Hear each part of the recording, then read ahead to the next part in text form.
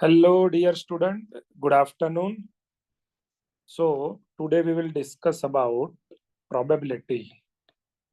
Probability એટલે કે કહેવાય संभावना. सबसे पहले अपन इसमें फॉर्मूला देख लेंगे. बहुत सारे फॉर्मूला है और फॉर्मूला कैसे अप्लाई होते हैं वो सब आप लोगों को आना चाहिए. ठीक है, तो सबसे पहले मैं फॉर्मूला डिस्कस करता हूँ. फिर उसके ऊपर बेसिक क्वेश्चन कैसे बन सकते हैं वो आपको पूरा आइडिया आ जाएगा. और अगर फॉर्मूला आ गया तो जो फॉर्मूला बेस्ड क्वेश्चन है वो तो आप आराम से कर लोगे. ठीक, चलो. तो सबसे पहले फॉर्मूला में हमें पता है कि कोई भी इवेंट उसकी probability, let us suppose P of A है, इसको बोलते हैं प्रोबेबिलिटी ऑफ इवेंट ए. वो हमारी 0 और 1 के बीच में होती है. 0 भी हो सकती है, 1 भी हो सकती है, या 0 और 1 के बीच में भी होगी. मैं एकदम बेसिक से बोल रहा हूँ, मुझे पता है, ये आपको पता है. Second, probability of null set, खाली गणनी संभावना, मतलब नल सेट की प्रोबेबिलिटी हमेशा 0 होती है. और प्रोबेबिलिटी ऑफ यू ऑलवेज 1 होता है. अब प्रोबेबिलिटी ऑफ यू बोलो या तो प्रोबेबिलिटी ऑफ एस बोलो, वो दोनों सेम है.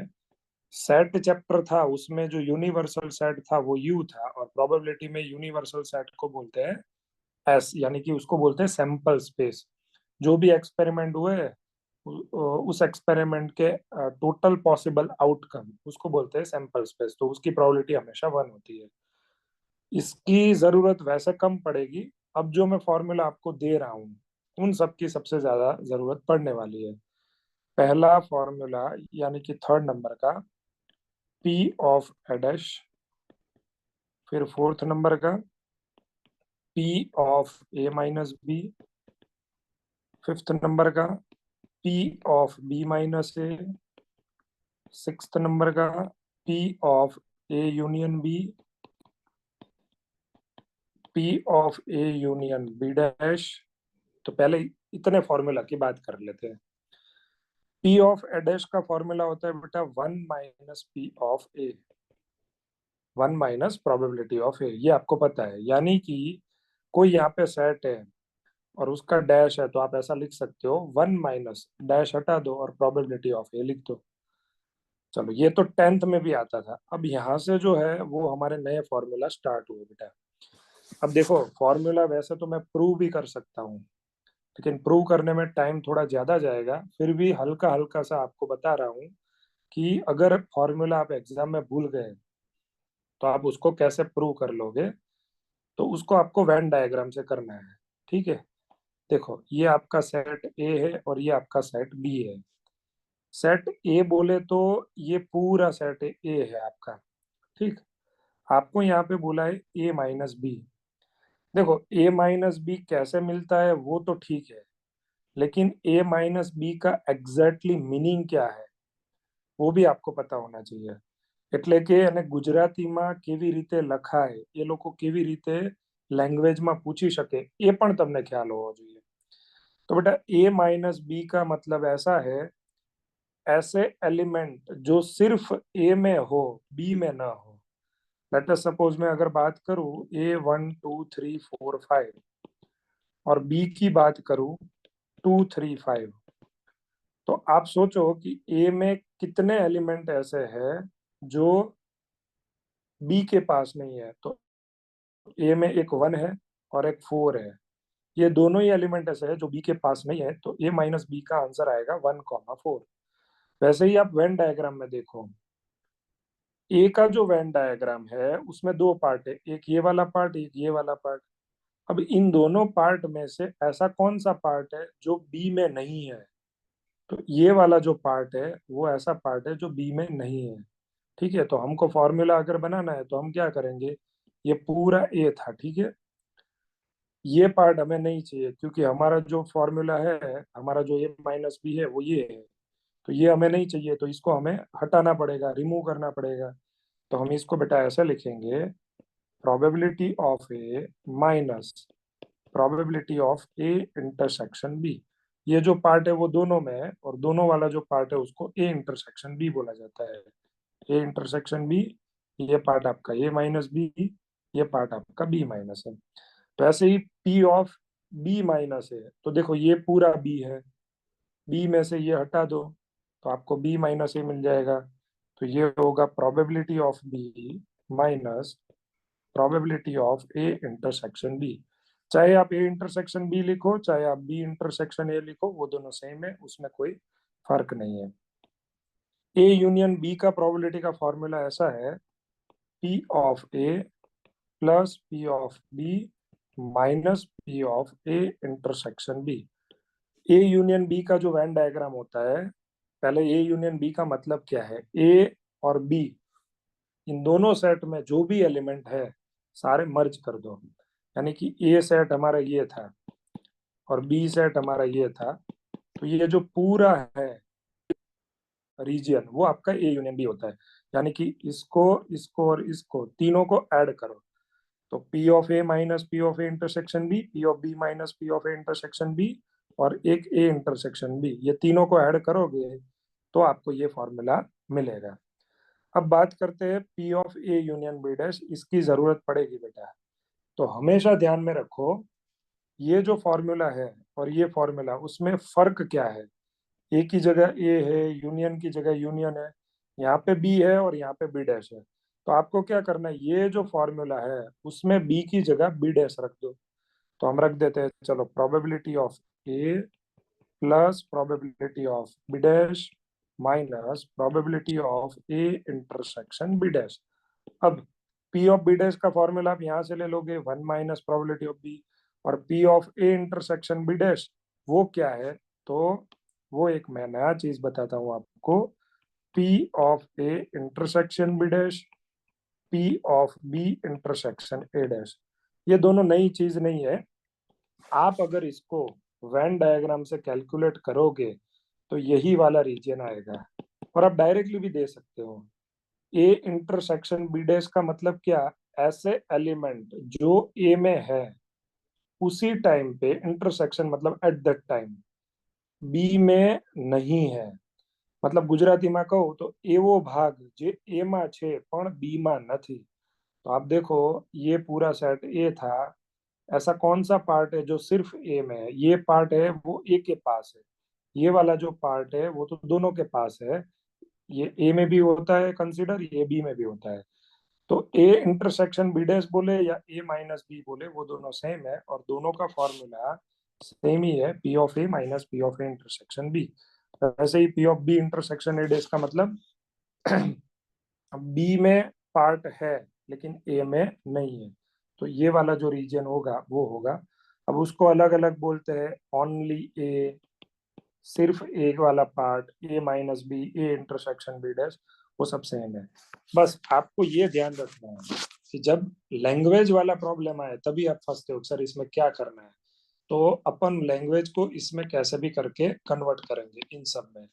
ए यूनियन बी के लिए क्या लैंग्वेज होता है पता है आपको, एटलीस्ट वन इवेंट अकर। ગુજરાતીમાં કહીએ તો ઓછામાં ઓછી એક ઘટના ઉદ્ભવે તો એ યુનિયન બી કહેવાય।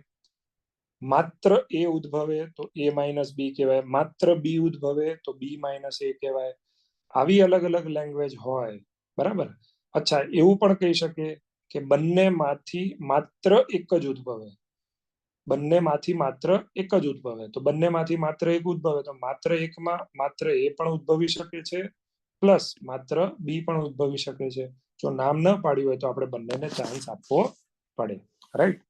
तो सबसे पहले तो अपन फॉर्मूला पे ही जाने वाले हैं, ऐसे तो नहीं जाने वाले। चलो अब आगे देखते हैं। P of A union dash का, ये यूनियन बी डैश का हमने फॉर्मूला देख लिया। अब सेवंथ नंबर का फॉर्मूला, डी मॉर्गन्स लॉ। ये क्या है, अगर दोनों जगह इवेंट में डैश है, A dash union B dash, या तो आप ए डैश इंटरसेक्शन बी डैश। ठीक, ध्यान से देखना।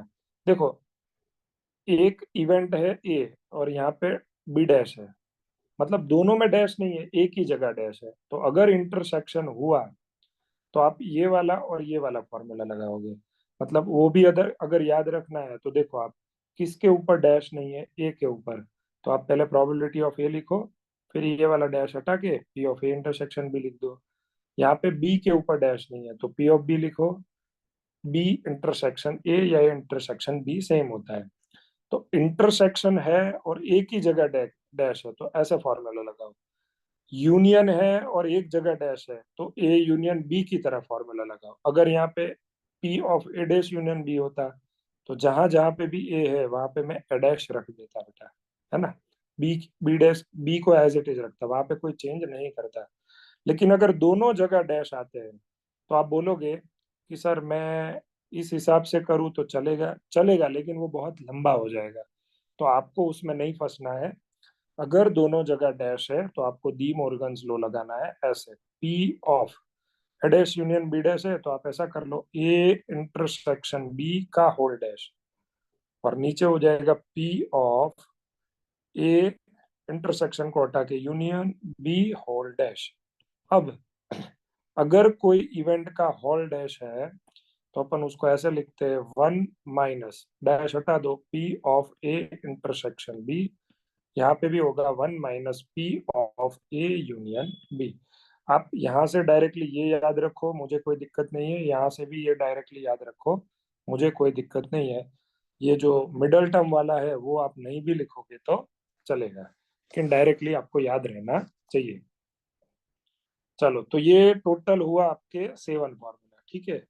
अब यहाँ से आपको बेसिक क्वेश्चन बेटा कैसे पूछ सकते हैं, और पूछेंगे ही। जैसे बेसिक क्वेश्चन ऐसे आ सकते हैं, देखो, इफ ए सबसेट बी, इसका मतलब क्या हुआ? ए के सारे एलिमेंट बी में है। आप एग्जांपल लो, अगर ए मैंने लिया 1 2 3 और बी मैंने लिया 1 2 3 4, तो ए के जितने भी एलिमेंट है वो बी में आ जा रहे हैं, इसका मतलब हुआ ए सबसेट बी। अगर बी के सारे एलिमेंट ए में चले जाते हैं, मतलब ए में होते, तो अपन लिखते बी सबसेट है। लेकिन यहाँ पे ऐसा नहीं है। तो ए सबसेट बी है, उसके लिए आपको ऐसा बोलेंगे कि P of A minus B is equal to क्या होगा। तो फिर आप कंफ्यूज हो जाते हो कि ए सबसेट बी है सर, इसका यूज क्या होगा। बहुत यूज होगा। ए माइनस बी का तो आपको फॉर्मूला तो आता है। चलो, ए माइनस बी का मैंने फॉर्मूला लिख दिया, P of A minus P of A intersection B. लेकिन जब तक इसके बारे में नहीं सोचोगे तब तक आपको पता नहीं चलेगा। अगेन मैं एक एग्जांपल ले रहा हूँ वापस। ए इज इक्वल टू 1 2 लिया, बी इज इक्वल टू मैंने 1 2 3 4 लिया। इस कंडीशन के अकॉर्डिंग, इस कंडीशन को सेटिस्फाई करे वैसे ही ए और बी लेने हैं। अब हमें चाहिए ए इंटरसेक्शन बी। तो वैसे तो दिमाग से पता चल जाना चाहिए कि ए के सारे एलिमेंट अगर बी में है तो दोनों का जो इंटरसेक्शन होगा वो 1 2 ही आने वाला है। दोनों में कॉमन 1 2 ही है, और वो 1 2 मतलब वो खुद ए ही है। तो आप यहाँ पे लिखोगे probability of A minus probability of A intersection B, मेरा ए ही हुआ। तो probability of A minus probability of A is equal to 0 हो गया।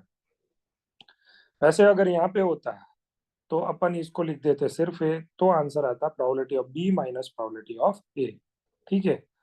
अगर यूनियन की बात करें, यूनियन जैसे आपने यहाँ पे तो लिख दिया कि ए इंटरसेक्शन बी आपका कैपिटल ए ही होगा, लेकिन जब यूनियन की बात आती है तब भी आपको ध्यान में रहना चाहिए, अगर इन दोनों का मैं यूनियन करता हूं तो दोनों के एलिमेंट मर्ज करेंगे तो वो 1 2 3 4 ही आएगा, यानी कि वो बी ही आएगा।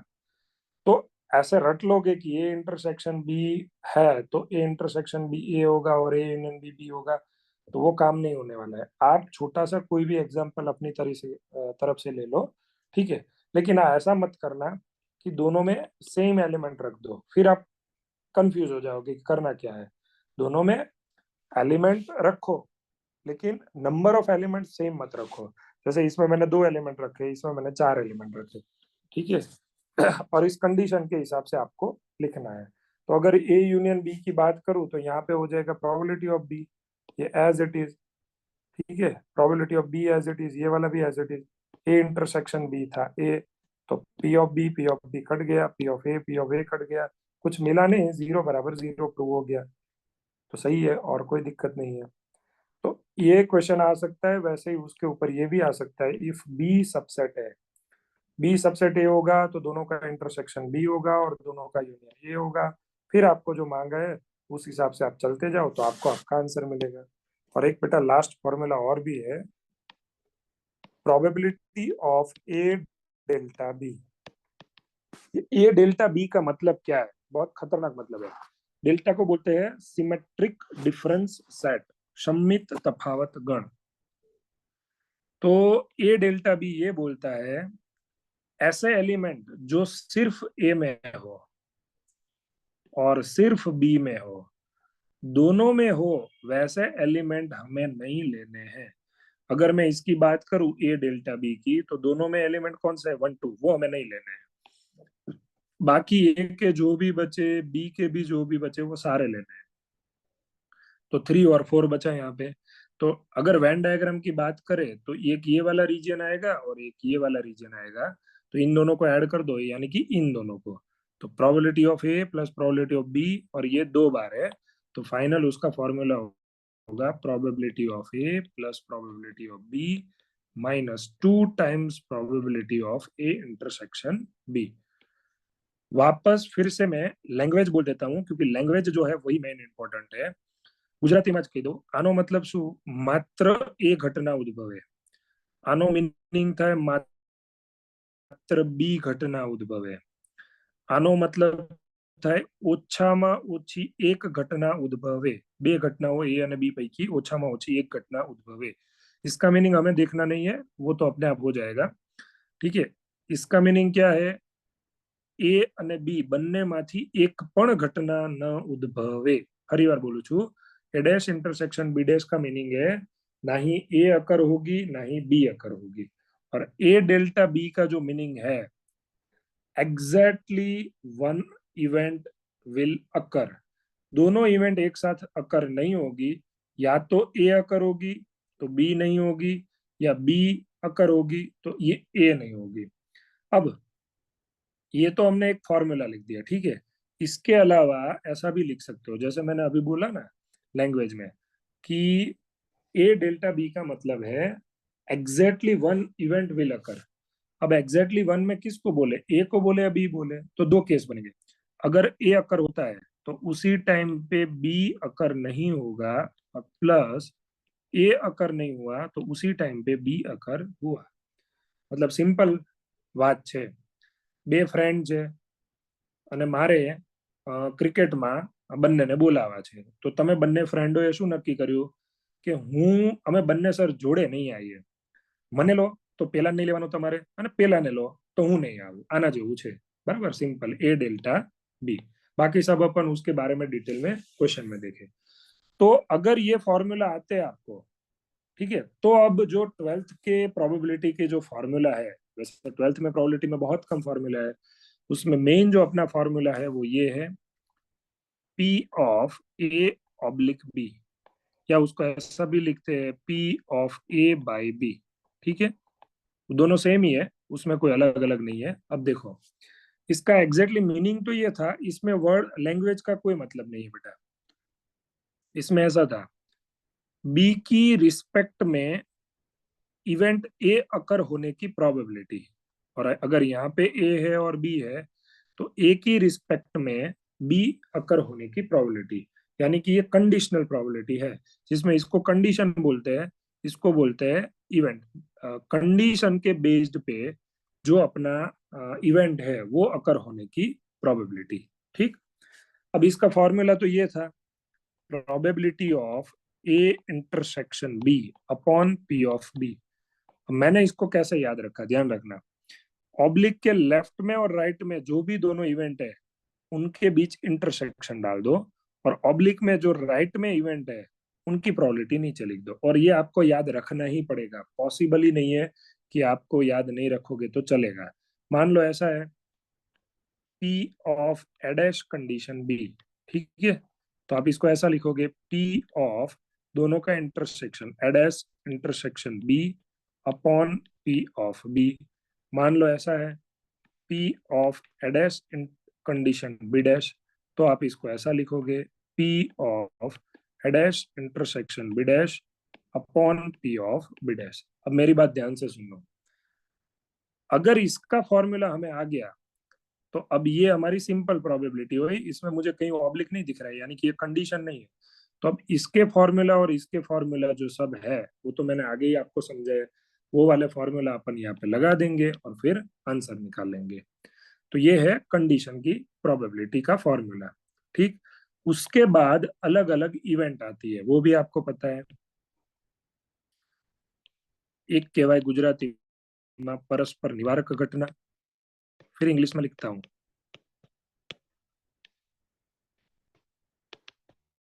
बीजू છે નિહિશેષ ઘટના અને ત્રીજું છે निरपेक्ष घटना। इसको बोलते हैं म्यूचुअली एक्सक्लूसिव इवेंट, इसको बोलते हैं एग्जॉस्टिव इवेंट, म्यूचुअली एग्जॉस्टिव, और इसको बोलते हैं इंडिपेंडेंट इवेंट। सबकी मैं डेफिनेशन आपको दे रहा हूं, और अगर ऐसा वर्ड दिखे तो आपको क्वेश्चन में क्या लिखना है वो भी समझ लो। अगर आपको बोलते हैं कि म्यूचुअली एक्सक्लूसिव, तो उसकी डेफिनेशन ये है ए इंटरसेक्शन बी की प्रोबेबिलिटी आपकी 0 होगी। इसका रीजन है, अगर A and B mutually exclusive event है तो दोनों का जो इंटरसेक्शन होगा वो 5 होगा।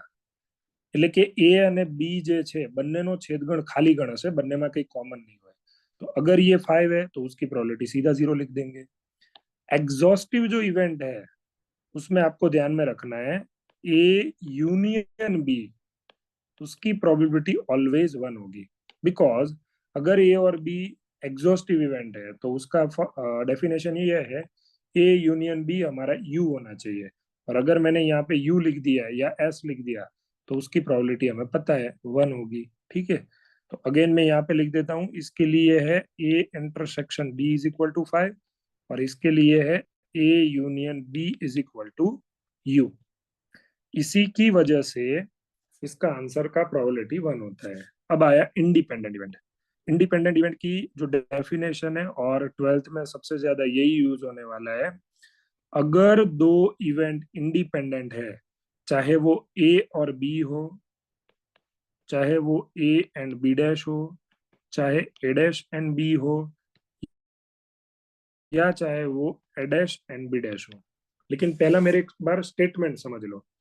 अगर आपको बोलते हैं कि A and B independent event है, तो उसके लिए अपन ऐसा लिखते हैं probability of A intersection B is equal to दोनों जो इवेंट है उनकी सेपरेटली प्रोबेबिलिटी का प्रोडक्ट, यानी कि equal to P of A into P of B. लेकिन अगर स्टेटमेंट में ये लिखा है तो ही हमें ये करना है कि if A and B are independent event, then आप डायरेक्टली लिख सकते हो P of A intersection B is equal to P of A into P of B. Union है तो आप नहीं लिख सकते, यूनियन के लिए पहले फॉर्मूला लगाओ, फिर उसमें जहां पे भी इंटरसेक्शन दिखे वहां आप प्रोडक्ट लगा लो। जितनी भी इंटरसेक्शन है, चाहे A intersection B intersection C भी है, तब भी आप उसको क्या कर दो, प्रोडक्ट में ले लो। ठीक है, लेकिन यूनियन नहीं होना चाहिए। यूनियन के लिए तो पहले अपन फॉर्मूला ही लगाएंगे।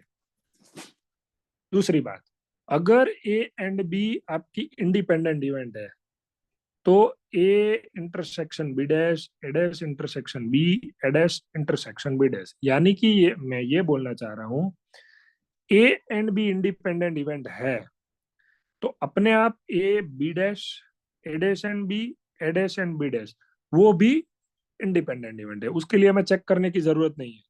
तो सीधा अगर डैश लगता है और इंडिपेंडेंट इवेंट है और इंटरसेक्शन है, तो अब मैं यहाँ पे फॉर्मूला नहीं लगाऊंगा। जैसे आगे वाली स्लाइड में देखो, P of A intersection B dash का फॉर्मूला मैंने ये लगाया। ठीक है, अब फॉर्मूला लगाने के बाद क्या मैं करता हूँ, ये इंडिपेंडेंट इवेंट था ए एंड बी, तो देखो दोनों के बीच में इंटरसेक्शन आया, तो इन दोनों का मैं प्रोडक्ट लिख लेता हूँ, P of A minus P of A into P of B.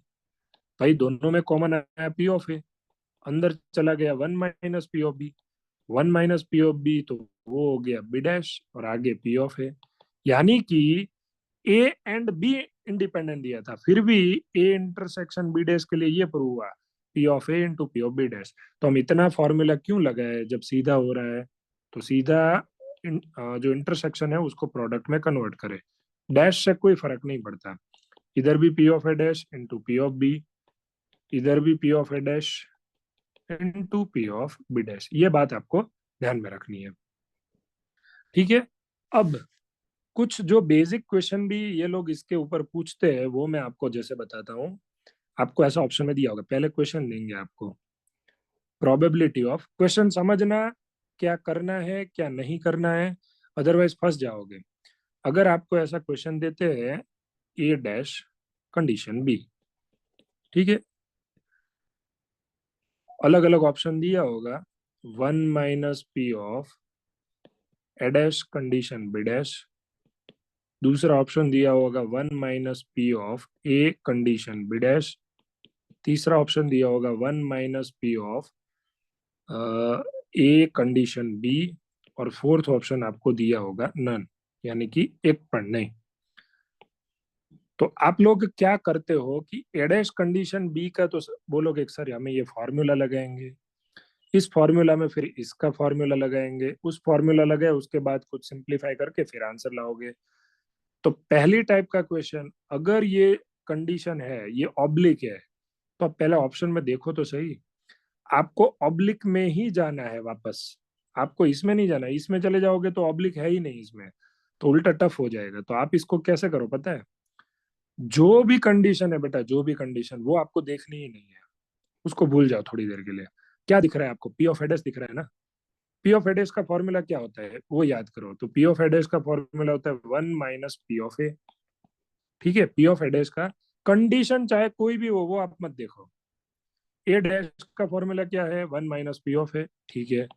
अब आपको क्या करना है, कंडीशन जो भी है वो यहाँ पे रख देनी है, ये सीधा इसका आंसर होगा। यहाँ से कैलकुलेट करके भी ला सकते हो, वो 3 4 स्टेप बनेंगे, मैंने ये आपको शॉर्टकट दिखाया है। फिर से बोल रहा हूँ, कंडीशन से कंडीशन यानी कि ऑब्लिक से ऑब्लिक में ही आंसर लाना है।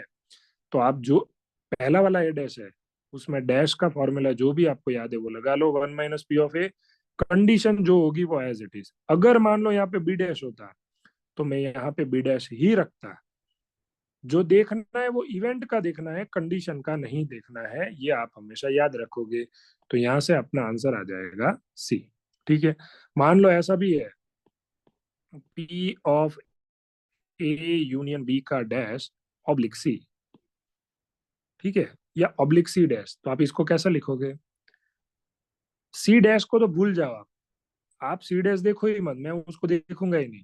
आप सिर्फ इतना देखो, P of A union B का होल डैश, होल डैश है तो आप क्या लिख दोगे, 1 - P of A union B. अब ऑब्लिक में कंडीशन क्या है, सी डैश, तो सी डैश रख दो, ये आपका सीधा आंसर। बाकी अगर ये क्वेश्चन आप इसमें ले गए होते तो बहुत दिक्कत आती, ठीक है। तो एक फॉर्मूला ये, मतलब ये डायरेक्टली आपको कैसे कन्वर्ट करना है। अब मैं आपको ले जाता हूँ क्वेश्चन के ऊपर जिसमें अपन ये सब फॉर्मूला यूज करने वाले हैं, जिसमें जहां जहां जरूरत पड़ेगी अपन उसके ऊपर फोकस करेंगे। देखो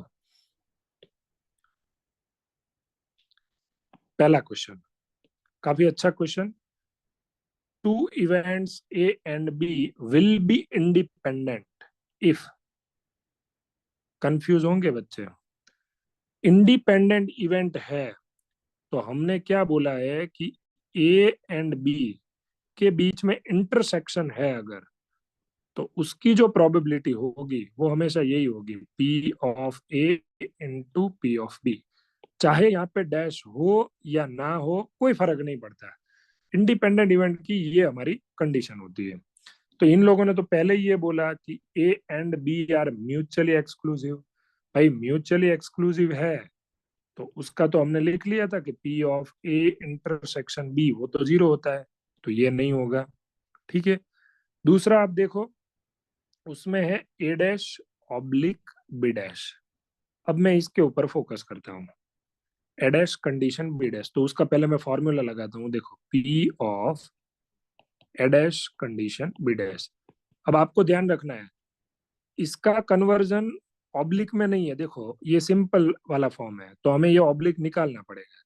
तो ऑब्लिक कैसे निकालते हैं वो हमने फॉर्मूला देखा है, तो हम फॉर्मूला क्या लेंगे भाई, P of A dash intersection B dash upon P of B dash. अब आगे देखते हैं, ए एंड बी इंडिपेंडेंट था और यहाँ पे आगे इंटरसेक्शन, भले ही डैश हो, अपन डायरेक्ट दोनों का प्रोडक्ट करेंगे।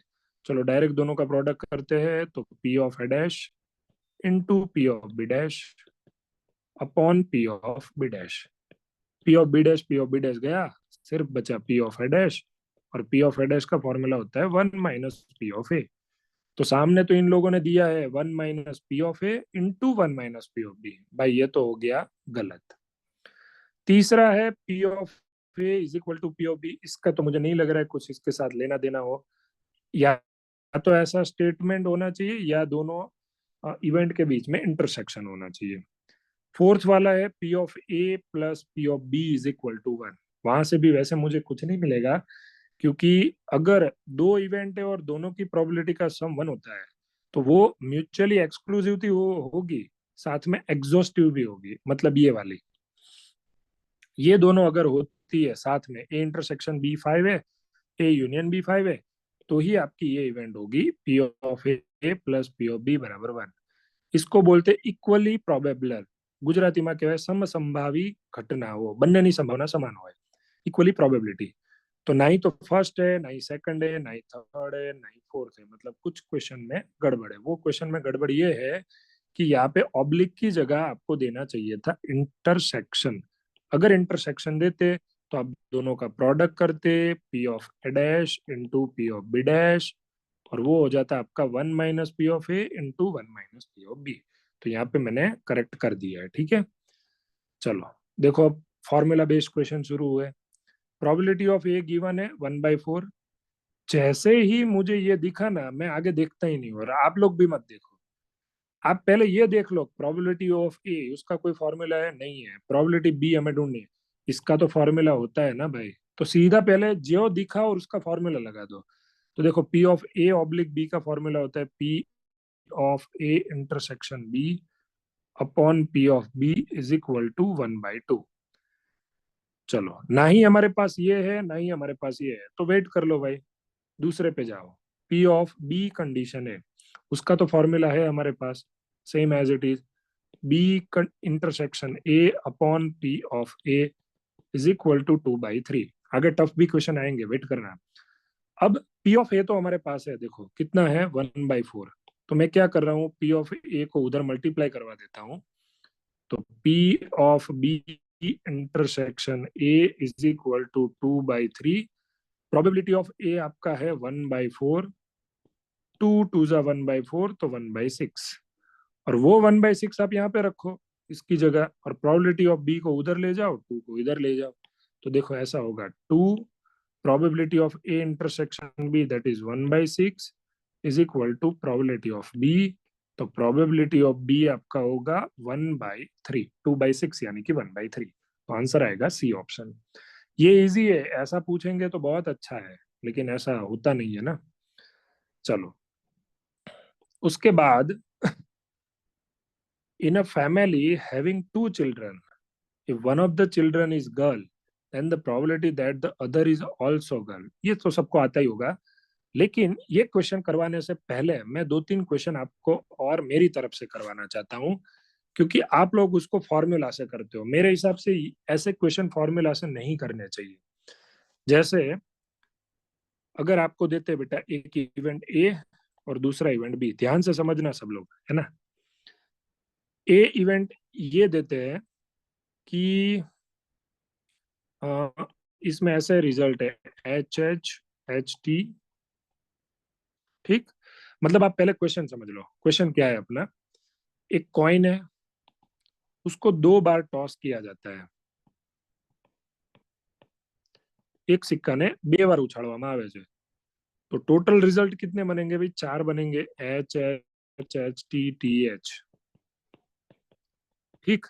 आपको पता लगेगा सर ये तो हमें आता ही है, ये क्यों पढ़ा रहे हो, अभी देखो नया कुछ सीखने को मिलेगा मेरे हिसाब से। कॉइन दो बार हमने टॉस किया, टोटल चार रिजल्ट मिले। अब पहले तो आप ये पहचानोंगे कैसे कि ये सिंपल प्रोबेबिलिटी है या कंडीशनल प्रोबेबिलिटी है। तो देखो अगर क्वेश्चन में इफ एंड देन वाला स्टेटमेंट यूज हुआ है, देखो यहाँ पे इफ और यहाँ पे देन, तो ये कंडीशनल प्रोबेबिलिटी का क्वेश्चन है। ठीक है, मतलब ये ऐसा ए ऑब्लिक बी वाला है। या तो कभी कभी ये लोग ऐसी भी लैंग्वेज यूज करते, given that one of the child is a girl and the probability that the other is also girl. तो या तो याद रखो गिवन दैट वर्ड यूज किया होगा, या तो if and then word use किया होगा। इन दोनों में से ही कोई एक यूज होता है, इससे ज्यादा यूज नहीं होता है। और अगर ये वर्ड नहीं यूज हुआ है तो फिर सिंपल प्रोबेबिलिटी होगी। लेकिन अगर कंडीशन वाली प्रोबेबिलिटी दी है इफ एंड देन, तो आपको क्या करना है उसके लिए देख लो एक पहले क्वेश्चन। कॉइन को 2 बार टॉस किया, टोटल नंबर रिजल्ट 4 मिलेंगे। अब आपको क्वेश्चन बोलते हैं, if first coin shows head, then second coin will also shows head। मतलब पहला कॉइन अगर हेड शो करे तभी दूसरा कॉइन हेड शो करे, उसकी प्रोबेबिलिटी। तो आप सब लोग क्या करते हो पता है, एक नाम दोगे कि ए फर्स्ट कॉइन हेड शो करे, वैसे रिजल्ट बोलो तो फर्स्ट कॉइन पे एच, यहाँ पे भी फर्स्ट कॉइन पे एच, तो एच एच एच टी मैंने लिखा। फिर बी में क्या, दूसरा कॉइन भी हेड शो करे तो वो रिजल्ट आएगा एच एच टी एच। फिर आपको प्रोबेबिलिटी मांगेंगे ए कंडीशन बी। क्यों? कि फर्स्ट कॉइन शो जो हेड कर रहा है वो कंडीशन है, तो वो आपकी बी कंडीशन है, लिख दो बी ऑब्लिक ए। क्योंकि इफ वाला जो स्टेटमेंट होता है वो कंडीशन होता है, तो कंडीशन मैंने यहाँ रखी, first coin shows head, and B है वो second coin also will shows the head. तो अब आप इसको फॉर्मूला लगाओगे, P of B intersection A upon probability of A, फिर ये निकालोगे, फिर ये लिखोगे, फिर आंसर। ऐसा मत करो, अब मैं डायरेक्टली बोल रहा हूँ। तो आपकी जो एनसीईआरटी की फर्स्ट एक्सरसाइज है वो तो इसी यहाँ से डायरेक्टली सॉल्व हो जाएगी, और आप आज ही कर लेना। चलो, इन दोनों में कंडीशन कौन है, ए। तो सब लोग क्या करते हैं, नीचे इसके रिजल्ट लगते हैं कि भाई हमेशा प्रोबेबिलिटी में टोटल नंबर ऑफ रिजल्ट 4। गलत है बेटा, कंडीशनल प्रोबेबिलिटी में फॉर्मूला चेंज होता है। ऐसा होता है, नीचे जो टोटल रिजल्ट है ना वो नहीं, वहां पे ऐसे आएगा टोटल रिजल्ट ऑफ कंडीशन। मतलब कंडीशन के जितने रिजल्ट है, वो कंडीशन ए थी, ए में 2 रिजल्ट थे, तो नीचे आप 2 ही लिखोगे। अब एच एच एच टी ये जो आपकी कंडीशन थी उसमें से ही आपको जो पीछे वाला स्टेटमेंट है उसकी प्रोबेबिलिटी ढूंढनी है। यानी कि ये 2 रिजल्ट में से ही क्या बोला है, सेकंड कॉइन पे भी हेड आना चाहिए। तो इन दोनों में ही ढूंढो, 4 में नहीं ढूंढना है, जो कंडीशन के रिजल्ट है उसमें से ही ढूंढो। तो सेकंड कॉइन पे हेड आने की हेड आए, वैसा हमारे पास ये दोनों में से एक ही रिजल्ट है एच एच, तो ऊपर लिख दो 1। तो ये आपका आंसर हो गया 1/2। अब आप यहाँ पे आ जाओ, फैमिली में 2 चाइल्ड है, ठीक है, तो 2 चाइल्ड कैसे हो सकते हैं, या तो दोनों बॉयज होंगे, एक बॉयज एक गर्ल्स, एक गर्ल्स एक बॉयज, और या तो दोनों गर्ल्स। 4 रिजल्ट हो सकते हैं अपने पास, ठीक है। अब मैं लिखता हूँ प्रोबेबिलिटी डायरेक्ट, देखो कंडीशन क्या है भाई, one of the child is a girl, मतलब दोनों में से एक चाइल्ड गर्ल होनी चाहिए। तो एक तो ये रिजल्ट होगा, एक तो ये रिजल्ट होगा, ठीक है। Then the probability that other is also a girl, आपको लगना चाहिए कि यहाँ पे कुछ गड़बड़ है। यहाँ पे इफ वन ऑफ द नहीं, इफ यहाँ पे ऐसा होना चाहिए, if at least one of the girl is child, at least one, मतलब 4 में से जो 4 रिजल्ट है उसमें से मिनिमम एक लड़की हो। वैसे कितने रिजल्ट है, तो 3, 1 2 3, तो आप पहले लिख दो नीचे 3। अब ये जो 3 लिखा उसमें से ही आपको ढूंढना है कि सेकंड जो चाइल्ड है वो भी आपकी गर्ल होनी चाहिए। तो सेकंड चाइल्ड भी गर्ल हो, ऐसा दोनों मतलब गर्ल हो, ऐसा एक ही रिजल्ट है जी जी। तो हमारा आंसर आ गया डायरेक्टली 1/3। और कुछ नहीं करना है, डायरेक्टली ही लिखना है। चलो आगे देखते हैं, अगेन फॉर्मूला बेस्ड क्वेश्चन, और ये अच्छा है, सीधा अच्छा है अभी। पी ऑफ ए गिवन है, पी ऑफ बी गिवन है, हमें सीधा ये फाइंड करना है। चलो देखो, कंडीशन को हटाते हैं पहले। तो उसका कैसे लिखते हैं, प्रोबेबिलिटी ऑफ, एक ए है और एक दूसरा इवेंट ए यूनियन बी है, दोनों का इंटरसेक्शन लेंगे, A intersection A union B, नीचे probability of A union B, ऐसा लिखते हैं। ये जो दोनों है उसका इंटरसेक्शन, और ये वाला जो है ऑब्लिक की राइट में वो नीचे है। चलो इसका तो फॉर्मूला है, लेकिन सर इसको कैसे सॉल्व करें? मुझे पता है कुछ लोग इसको ऐसे भी सॉल्व करते हैं, ए का ए के साथ इंटरसेक्शन फिर यूनियन ए का बी के साथ, लेकिन मैं बोल रहा हूँ, रिक्वेस्ट है मेरी, मत करो वैसे। इसको आप प्रायोरिटी बेस पे वेन डायग्राम पे ही सॉल्व करो, वहां से इसका आंसर जल्दी मिल सकता है आपको, और वही ज्यादा आपको बेनिफिट करेगा। देखो, एक सेट ए है, एक सेट बी है। आपको पहले क्या बोला गया? देखो यहाँ पे कौन सा सेट है? ए। तो आप ए को जो है वो ऐसे शेडेड रीजन कर दो, ये ए वाला पार्ट, ठीक। अब कब कुछ कुछ बच्चे इसको सिर्फ इतना करते, ये ए नहीं है, ए तो पूरा है ये, ठीक है। दूसरा क्या है? ए यूनियन बी, इसको इसमें मत ड्रॉ करो, इसको नीचे ड्रॉ करो, ए यूनियन बी जो है।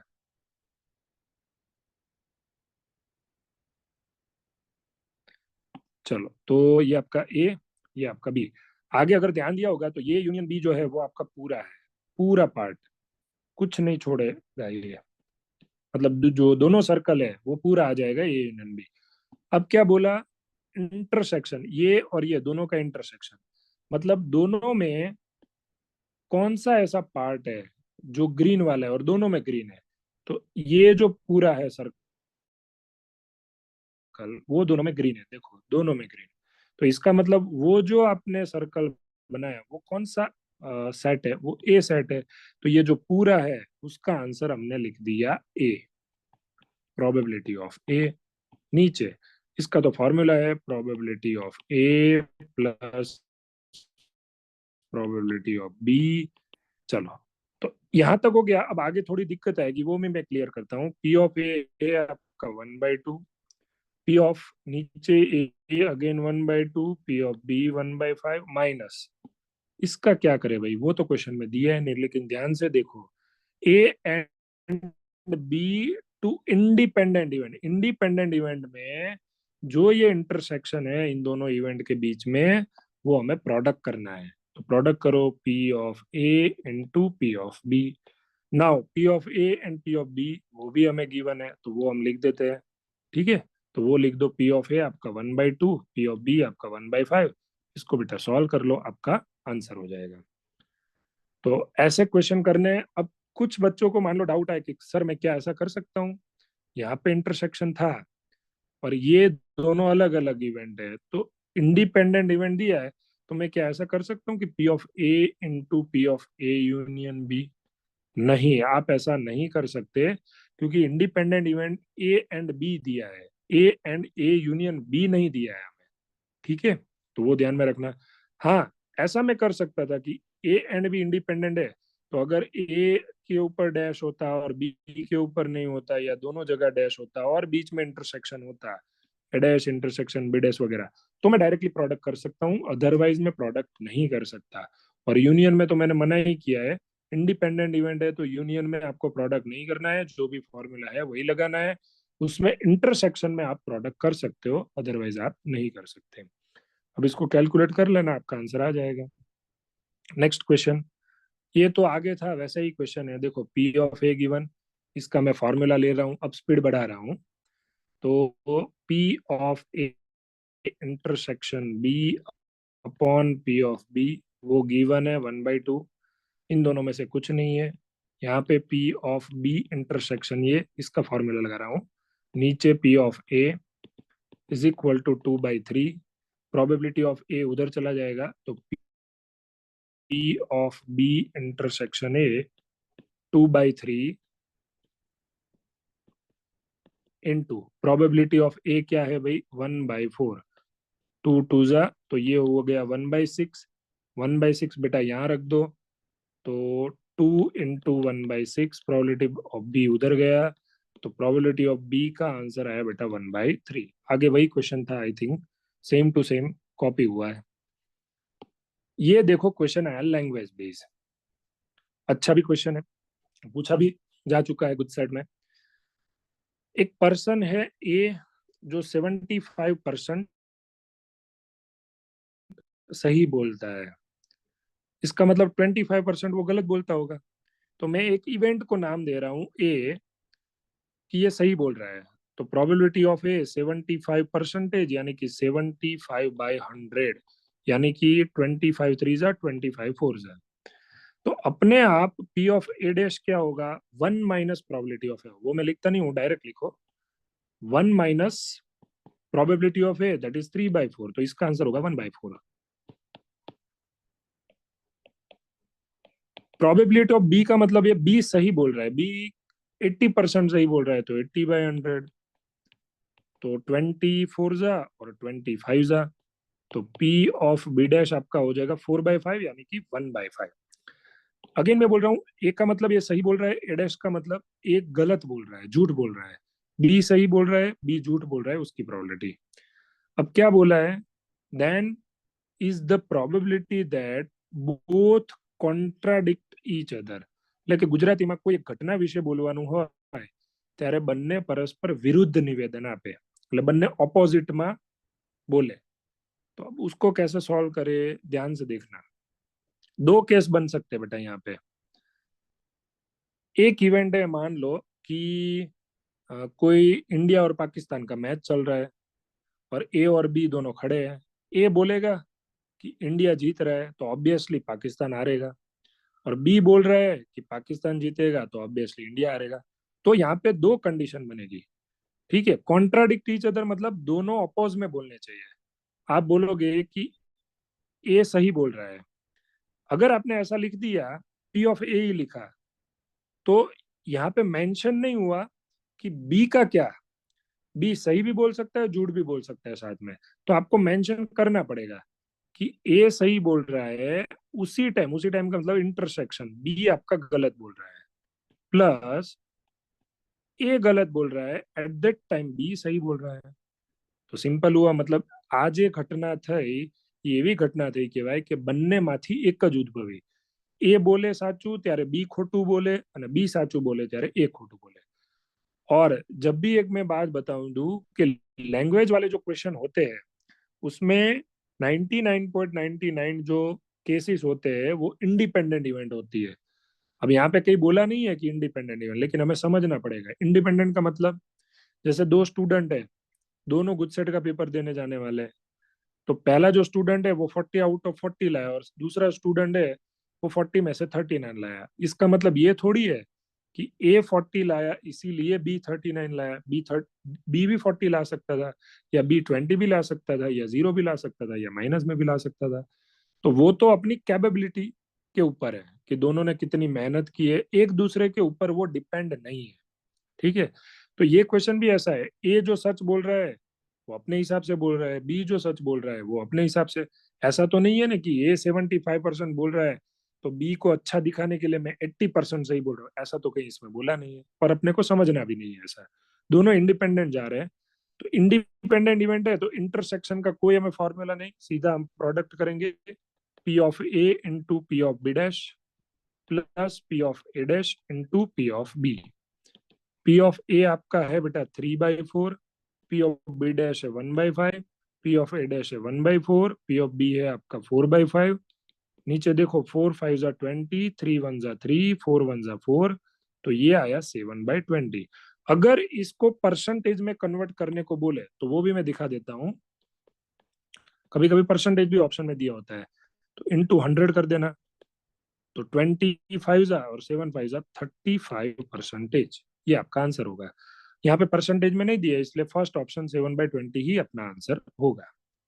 चलो इसके बाद ये देखते हैं, each element of the second order determinant is 1 and -1, then what is the probability that value of determinant is not 0। वैसे ये क्वेश्चन जो है वो अच्छा है, मैं आपको समझाने की कोशिश करूंगा कि ये क्या कहना चाह रहा है। एक 2/2 डिटर्मिनेंट हमें लेना है, ठीक है। द्विहार निश्चय की दो 2/2, ये आपकी मिसलेनियस वाली एक्सरसाइज में होगा।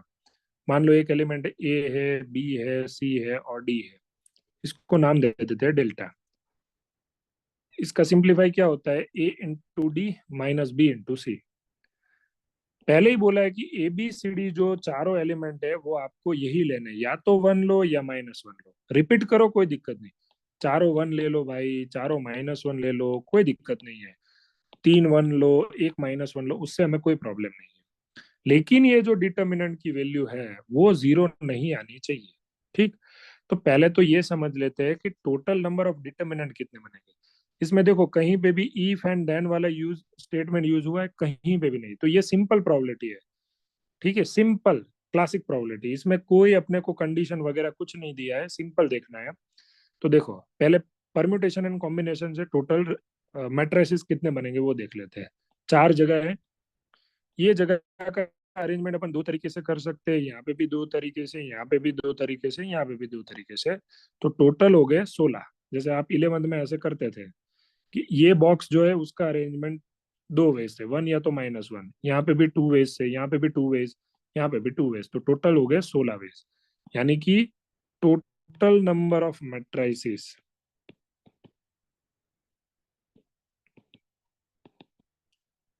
वो हो गए 16। अब ये 16 में से हमें देखना है कि किसका आंसर 0 नहीं है। तो देखो 0 आंसर बनाना इजी है, 0 आंसर नहीं आना चाहिए वो तो बहुत सारे केस होंगे। तो अपन एक काम करे, उल्टा पकड़ते हैं। यहाँ पे भले ही बोला हो कि डिटर्मिनेंट की वैल्यू 0 नहीं हो एस की प्रोबेबिलिटी, हम पहले डिटर्मिनेंट की वैल्यू 0 बनाते हैं। तो देखो 0 बनाने के लिए ये दोनों की वैल्यू सेम आनी चाहिए, और ये दोनों की वैल्यू तभी सेम आएगी, ठीक है, जब ये दोनों सेम होंगे। और A B C D आपको 1 और -1 लेना है, तो वो आपके ऊपर डिपेंड है कि आप कौन सा लोगे। जैसे मैंने लिखा A × D B × C। एक केस हो गया दोनों 1 1 ले लो भाई, तो भी चलेगा। अगर यहाँ पे 1 1 लिया और यहाँ पे दोनों जगह -1 1 लिया, तो देखो 1 × 1 भी 1 होगा, माइनस इन दोनों का प्रोडक्ट भी +1 होगा, तो 1 -1 0 हो जाएगा। लेकिन आप ऐसा नहीं कर सकते, यहाँ पे 1 और यहाँ पे -1, क्योंकि इसका जब प्रोडक्ट करेंगे 1, फिर ये फॉर्मूला का माइनस, इन दोनों का प्रोडक्ट -1, तो वो हो जाएगा 2। हमें अभी 0 बनाना है। आप ऐसा भी कर सकते हो कि ये -1 और 1 1 इधर ले लो और 1 1 उधर भेज दो, तो -1 -1 1 1, ऐसा भी कर सकते हो। अच्छा आप ऐसा भी कर सकते हो, एक 1 एक -1, इधर भी 1 इधर भी -1। तो देखो ये दोनों सेम होंगे, इन दोनों का प्रोडक्ट क्या होगा, -1 फिर माइनस, उधर भी दोनों का product -1, minus minus plus, minus plus 0 हो जाएगा। तो ऐसे जितने भी केस बनेंगे वो सारे केस हमें बेटा कंसीडर करने हैं, एक भी हमें नहीं छोड़ना है। तो देखो मैं जितने होंगे उतने कंसीडर करूंगा। यहाँ पे 1 -1 रखो, यहाँ पे -1 1 कर दो। तो 1 2 3 4 5, अभी ये भी मैं कर सकता हूँ ना, इसको -1 करूँ, इसको 1 करूँ, क्यों नहीं कर सकता भाई। -1 1 1 -1 -1 1 -1 1। तो कितने टोटल केस बने, देखो 1 2 3 4 5 6 7, टोटल 7 केस बने। 7 केस में आंसर आपका 110% 0 आने वाला है बेटा। और भी कोई केस रह गया हो तो आप मुझे बाद में बताना। तो नीचे टोटल हो गया 16, और ये टोटल 0 वाले केस कितने हुए, 7।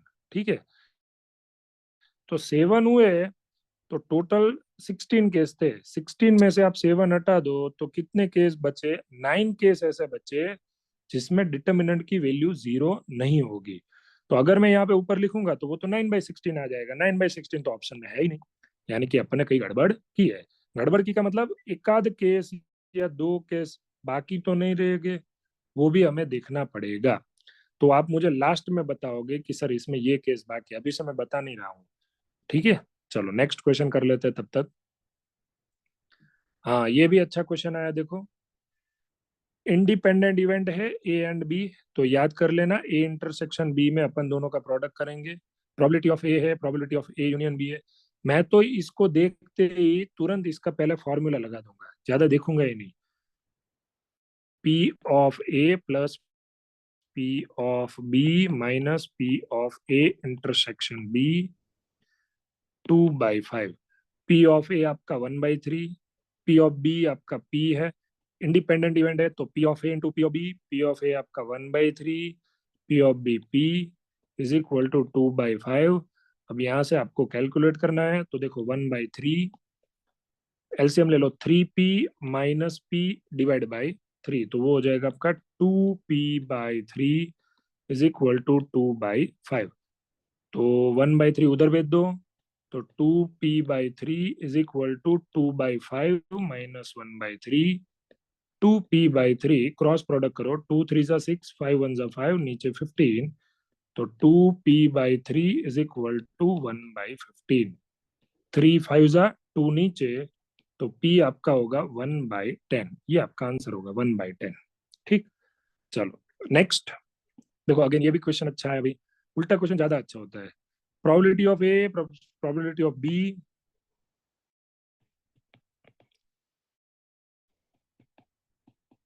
Minus probability of A and B. And B का मतलब इंटरसेक्शन। हाँ ये भी बता देता हूँ, यहाँ पे एंड लिखे, इंटरसेक्शन लिखे या ये लिखे, पी ऑफ ए बी वो सब सेम है। यूनियन के लिए क्या लिखेंगे, यूनियन लिखेंगे और लिखेंगे या तो प्लस लिखेंगे, ये तीनों सिंबल यूनियन के लिए यूज होता है। इज इक्वल टू क्या है भाई, पी ऑफ ए है भाई, दोनों side P of A cut गया। P of B is equal to क्या हुआ, P of A intersection B. P of A intersection B नीचे ले लो भाई, तो इधर 1 बचा। P of A intersection B upon P of B, ये किसी का फॉर्मूला है, P of A oblique B is equal to 1। तो आंसर आ गया P of A oblique B is equal to 1, that is second option. चलो, हाँ, most most IMP सवाल आया जो जेई में भी आ चुका है। ठीक है, गुडसेट के लिए आने के चांसेस ज्यादा है इसमें। ए एंड बी इवेंट है, इंडिपेंडेंट इवेंट नहीं दिया है, तो कहीं पे भी अपने को इंटरसेक्शन दिखेगा तो अपन इसका प्रोडक्ट नहीं करेंगे बेटा। ठीक है, चलो वन बाय वन में देखता जा रहा हूं। पहली बात, पी ऑफ एडेस दिया है 0.3, तो मैं वहां से फॉर्मूला लगा के पी ऑफ ए निकाल लूंगा 0.7। हमें पता है इसका और इसका दोनों का एडिशन 1 होता है, या तो इसका फॉर्मूला लगा दो 1 minus P of A is equal to 0.3, ये इधर जाएगा, इधर आएगा, 0.7 बन जाएगा। पी ऑफ बी में कोई दिक्कत नहीं है, लेकिन फिर भी मैं लिख देता हूँ अगर कहीं जरूरत पड़ी तो। पी ऑफ बी डैश 0.5, तो ये भी होगा 0.5। ए इंटरसेक्शन बी हमें दिया है। अब आते हैं इस पे, B oblique A union B dash. चलो भाई आ जाओ। प्रोबेबिलिटी ऑफ, उसका फॉर्मूला क्या होगा, B intersection A union B dash upon P of A union B dash. अब नीचे वाला जो है उसका फॉर्मूला हमें मिल जाएगा बेटा, वो तो मैंने ऑलरेडी लिखवा चुका हूँ। अगर यूनियन है और डैश है तो आप पहले डैश भूल जाओ। P of A union B का तो फॉर्मूला लगा दो। चलो, P of A plus P of B minus P of A intersection B. अब पहले बी का था, अब क्या है, बी डैश, तो जहां जहां पे भी बी है वहां डैश रख दो, तो ये डैश रख दिया मैंने। ठीक, अब नीचे का तो चलो कोई दिक्कत नहीं है, अब हमें ऊपर का देखना पड़ेगा कि ऊपर का कैसे अपन पता करें। तो मैंने आगे ही बताया, वेन डायग्राम के अलावा मत सॉल्व करो, वो सबसे ज्यादा इजी रहता है। और जिसको ऐसे आता है कि बी इंटरसेक्शन है, जैसे अपन करते हैं ना simple product X into Y plus Z, X का वाई के साथ फिर प्लस एक्स का जेड के साथ, वैसे यहाँ भी कर सकते हो। बी का ए के साथ इंटरसेक्शन फिर यूनियन, बी का बी डैश के साथ इंटरसेक्शन, लेकिन उसमें फिर दिमाग चलना चाहिए। अगर दिमाग नहीं चला तो फिर फंस जाओगे। तो मैं तो वेन डायग्राम ले रहा हूँ, देखो बी, तो पहले मैं बी का वेन डायग्राम ड्रॉ करूंगा।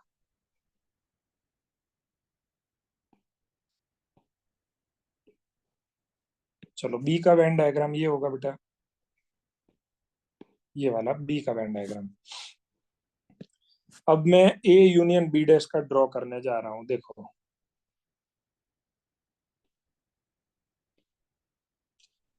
सबसे पहले मुझे किसका ड्रॉ करना है, ए का।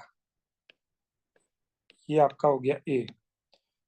ठीक है, यूनियन है इसीलिए उसी में ड्रॉ कर देता हूँ, क्योंकि यूनियन के बाद मुझे मर्ज करना है। अगर मैं यहाँ पे एक और वेन डायग्राम ड्रॉ करूंगा बी डैश का, ठीक है, फिर हमें ए और बी डैश को मर्ज करना है, तो मैं इसी में मर्ज कर देता हूँ।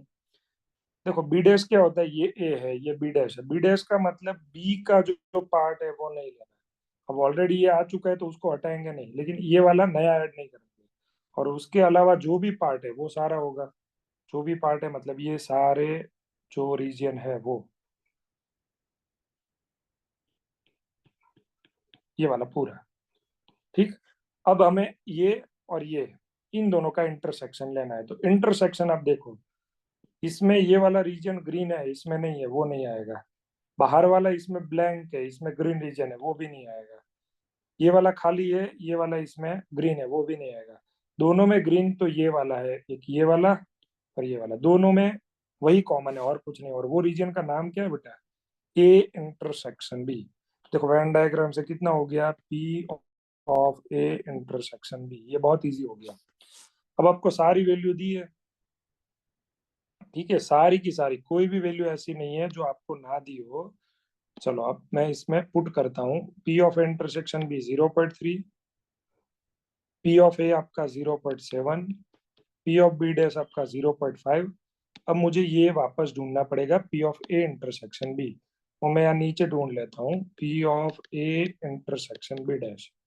इसका फॉर्मूला क्या होता है, आगे लिखा है P of A minus P of A intersection B. तो पी ऑफ ए आपका 0.7, ए इंटरसेक्शन बी 0.3, तो ये हो जाएगा 0.5। चलो यहाँ पे रख देते हैं माइनस 0.5। 0.5 0.5 गया, तो ये बचा ऊपर 0.3, नीचे बचा बेटा 0.7। सॉरी सॉरी सॉरी, मिस्टेक हो गई। 0.5 नहीं आएगा ना, 0.4 होगा। 0.3 माइनस 0.7 माइनस 0.3 दैट इज 0.4। तो यहाँ पे आएगा 0.4। अब कैलकुलेट करो, तो ऊपर 0.3, नीचे 0.7 प्लस 0.5 दैट इज 1.2। 1.2 माइनस 0.4, तो वो हो जाएगा 0.8। और 3 पॉइंट हटा दो तो 3/8 होगा, और उसका आंसर होगा 0.375। ये बेटा आपका आंसर रहेगा। तो मेरे हिसाब से फॉर्मूला बेस्ड में सबसे ज्यादा टफ सवाल यही है। ठीक है। अगर आप यहाँ पे भी करना चाहो तो मैं दिखा देता हूँ। देखो जैसे बी इंटरसेक्शन ए लिया, ठीक है आपने, इसका इसके साथ, फिर यूनियन बी का बी डैश के साथ इंटरसेक्शन। अब मैं क्यों बोल रहा था यहाँ पे अटक जाओगे, अगर यहाँ पे क्लिक नहीं हुआ कि बी इंटरसेक्शन बी डैश, भाई बी में जो एलिमेंट होंगे वो बी डैश में होंगे ही नहीं, तो फिर दोनों का इंटरसेक्शन बेटा फाइव होगा। और फाइव का किसी भी सेट के साथ अगर यूनियन ले रहे हो तो वो जो दूसरा सेट है वही आपका आंसर हो जाएगा। तो इसीलिए डायरेक्ट लिख सकते हैं P of A intersection B. ठीक है, सिंपल बात है ना, फाइव का आप ए के साथ यूनियन लोगे तो ए ही आंसर आएगा। तो फिर ए इंटरसेक्शन बी का यूनियन फाइव के साथ लोगे तो ए इंटरसेक्शन बी आंसर आएगा आपका। चलो तो ये वाला भी हो गया। ये वाला बाद में देखने वाले, अभी कोई फॉर्मूला बेस्ड है तो पहले देख लेते हैं। वर्ड प्रॉब्लम तो अपन फिर कल या परसों, कल ही करेंगे। हाँ ये है एक, देखो। अगेन बोला है यहाँ पे A and B independent event. जैसे ही ये दिखा पहले इसका फॉर्मूला लगा दिया, probability of A plus probability of B minus probability of A intersection B is equal to 0.5। Probability of A है बेटा 0.2, प्रोबेबिलिटी ऑफ बी हमें फाइंड करना है, तो P of B, independent event है तो दोनों का प्रोडक्ट करेंगे, P of A that is 0.2 into P of B is equal to 0.5। यहाँ से प्रोबेबिलिटी ऑफ बी कॉमन निकाल लेंगे, तो यहाँ पे कॉमन आ गया तो 1 बचा, माइनस 0.2 हुआ, ये 0.2 उधर जाएगा, तो 0.5 माइनस 0.2 दैट इज 0.3। तो probability of B is equal to 0.3 upon 1 minus 0.2, 0.8 नीचे आएगा, आंसर हो जाएगा बेटा आपका 3/8। चलो और कोई है? नहीं है। ठीक है।